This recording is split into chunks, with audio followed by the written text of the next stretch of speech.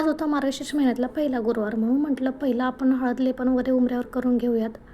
मग दारावरती पण मी दार आणि उंबरठा स्वच्छ धुवून पुसून त्याच्यावर हळद लेपन केलं. दारावर पण स्वस्तिक वगैरे काढून घेतले आणि मग दाराची आणि उंबराची पूजा करून घेतली. त्यानंतर रांगोळी वगैरे काढायची होती ती काढून घेतली आणि मग त्यानंतर मी पूजा मांडायला घेतली. पूजा मी साधीच म्हणते, कारण का काही जण म्हणतात की ते श्रीफळ आहे म्हणून त्याला नटू नये, सजू नये, नथ वगैरे घालू नये. त्यामुळे मी अशी साधीच पूजा मांडते.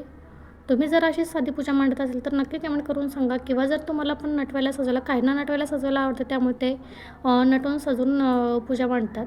मार्गशीर्ष महिन्यातल्या या गुरुवारची पूजा मांडल्यावर किती प्रसन्न वाटते ना, घरात पण खूप प्रसन्न वातावरण होते.